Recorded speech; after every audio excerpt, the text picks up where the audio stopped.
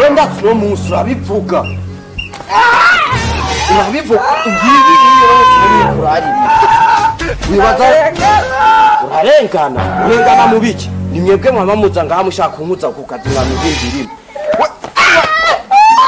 urabivuga byo mwigize ngo wanzikwiye baturabiraba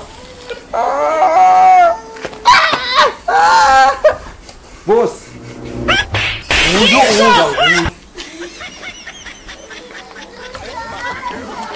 uyu uya nuyu akani kagahimbiri none so nonye kamwe kazibiza kagire mu ngaha none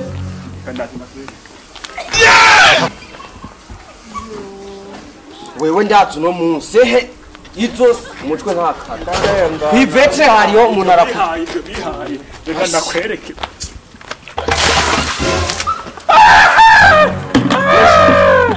uyu ni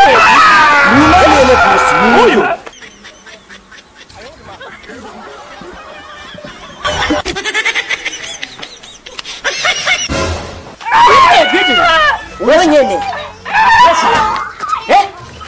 Unyene nuyu muza ngaha mwigiza abakobwa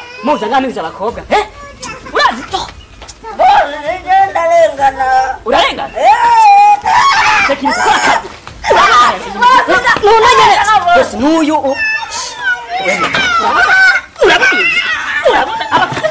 turabyara mugakuza mwamihimbiri urabona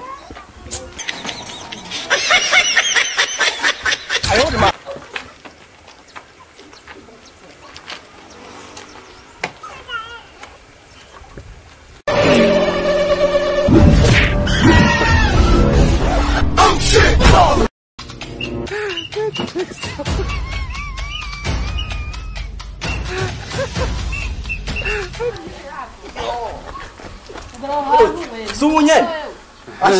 uvuga ngo nta kazi nshoboye uyu uswa yitwa Edwige Kanyedonzi sa wenuto wiyambitse amajipo utakurondera janze oya shango naringwa ingwara yo mu kigo naringwa idiyari nimunzanire po niyo mpamvu nambaye ijipo genda rengana rero umutekano ararengana reka tumusanire po ashuya ararengana ni wewe Edwige oya ni wewe Edwige uza ngaho wiyamaje amajipo ngo umudebe reka tumusanire po babarira sekite n'umuheneshe babarira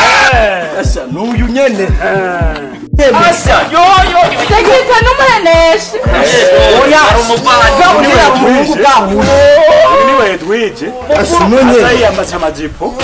ngo umukobwa mama nzi kwiba manzi kurarira yigeze ngo nzikwiye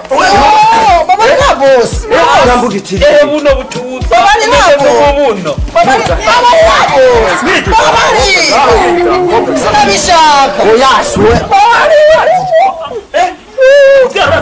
babarira boss umviriza boss ndababwira ukuraho kuri uwo mukobwa wanyu yaranyegereye umuramucunga cyane ngo tugukomeshe ngo guca nambara iyo jipo mu nkuye nka keza wo mu gitabo ngo muramucunga kandi umviriza boss gucunga umwana w'umukobwa siyo soriso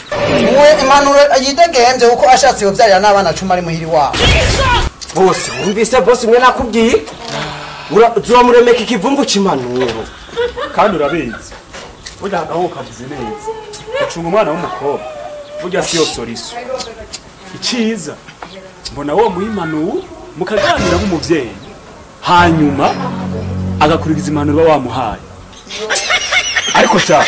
naho biruko umwana ni gwawe umviza boss kandi uzomurera umviza boss je mwana wose ndamwasa je namwemera nta mwana wanje azona wamakopo n'amashashe kwiyarara je mukobwa wenda mwemera umwana wenda mwemera singomba kuba ndireye imana cha ndireye Kanyedonzi nka Yesu nka Yosefu yareze Yesu tazi yaje